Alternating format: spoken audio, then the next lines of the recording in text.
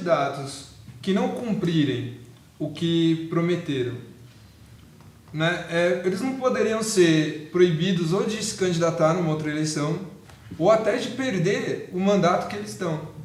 Porque na reforma política não se debate a lei de responsabilidade política, por exemplo?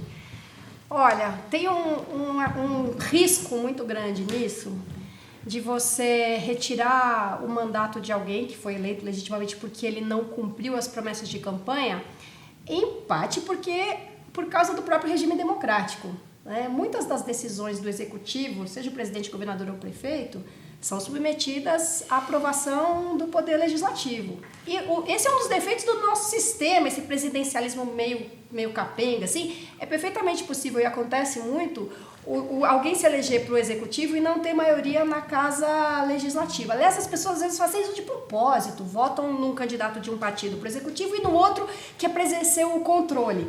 Faz sentido, mas ao mesmo tempo você elege alguém com determinado programa de governo e depois ele não consegue implementar suas medidas por causa do legislativo cumprindo o seu papel ali. Então, vou dar um exemplo. O Obama prometeu já no primeiro mandato que ele ia suspender, que ele ia fechar Guantánamo, aquela aberração que é, né, a prisão no território cubano ali.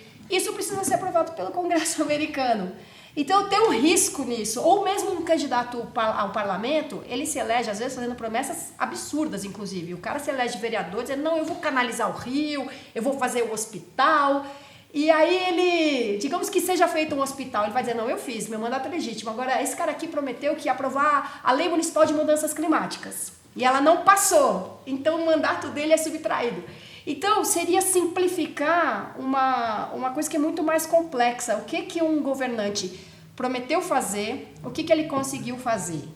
O que dessas promessas era ridículo, absurdo, e o que era legítimo, verdadeiro, mas ele não conseguiu implementar. E não conseguiu implementar por quê? Às vezes porque ele quis enfrentar o tal do poder econômico. Então, a gente não poderia sacrificar um mandato baseado simplesmente no não cumprimento de promessas. Agora, a gente tem que criar mecanismos para limitar promessas.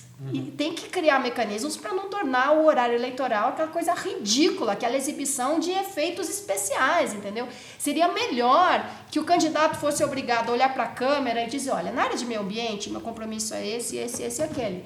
Do que fazer, gastar uma fortuna para fazer um vídeo super espetacular de coisas que realmente nem ele, nem ninguém seria capaz de cumprir.